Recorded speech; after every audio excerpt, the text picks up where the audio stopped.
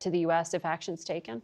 I think that the President and Secretary of War have spent a lot of time thinking about what is the best thing they can do for the American people. And I can speak from the Army's perspective, which is we have a lot of training in that part of the world. We're reactivating our jungle school in Panama. We would be ready to act on whatever the President and Secretary of War needed.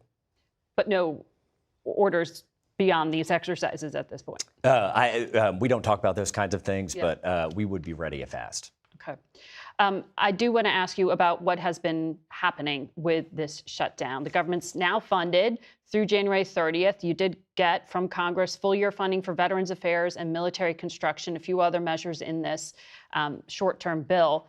But we have seen the shutdown hit military bases and hit military families costly, $400 million or more in emergency loans from USAA. How do you insulate the force so that the next shutdown doesn't hit these families the way it did this time? I think the shutdown is indicative of one of the bigger problems that we as a nation have had. And so if you look back for the last 30 or 40 years, one of the reasons we've had such bad outcomes when we spend the American taxpayers' hard-earned dollars and we go buy things that our soldiers will need to fight, when we build things where our soldiers and their families will live, we are such a bad customer because when you're on the other side of the deal with us and you have to deal with shutdowns, I mean, this shutdown will take months and months for us to get back and going on these projects. And this is part of the calcification of our system, that under President Trump, we are uniquely able to try to go after a lot of these things and actually get our Army and their families living in better areas and get our soldiers ready for the modern fight. And the shutdown does not help. Mm-hmm. Let me ask you about the modern fight. Tom Cotton, who is the chair of the Senate Intelligence Committee, told our Olivia Gazis here at CBS that the threat to military sites and large civilian gatherings is severe and growing. He cited gaps in law enforcement authorities, some of them lapsed during the shutdown, I understand. And he's talking about trying to close enforcement gaps when it comes to drones. What authorizations do you need? So under Secretary of War Hegseth, the United States Army has been put in charge of the counter-drone threat for the Pentagon. Mm-hmm. And then we are working hand in glove with the broader law enforcement agencies. We just last week had a meeting right outside the White House where what we are trying to do, because this problem is different from nearly anything we faced in a long time, it is a flying IED. And so this IED, explosive. Improvised explosive device. Right. They're cheap. You can 3D print them at home, and they cross borders incredibly quickly. And so what you basically need is a digital layer to exchange information and exchange sensing and allow the closest person on the ground or the closest effector on the ground to be able to take out a drone. And Senator Cotton is right.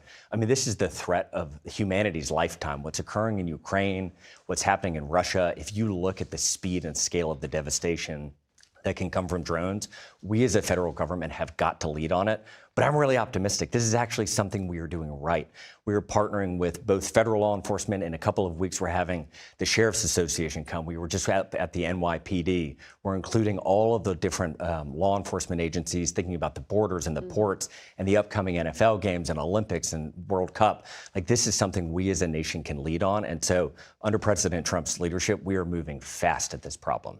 And this is about radar jamming of drones to take them out, not exploding them. So the problem with the drone fight is you need all sorts of layered defense. One solution does not work if you just try to jam them. If you look at what's happening in Ukraine, people have started to hardwire drones. And so you can't do RF jamming on a hardwired drone. And so there are things like net guns that are coming back. We're using all sorts of solutions and tools.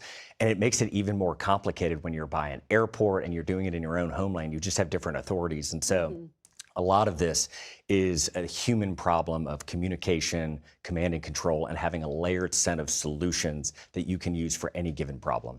So you're talking about here at the homeland, things like the U.S. hosting the Olympics, the World Cup, even just these Super Bowl games that are coming up. Should there be restrictions in this country on who is able to own and operate drones?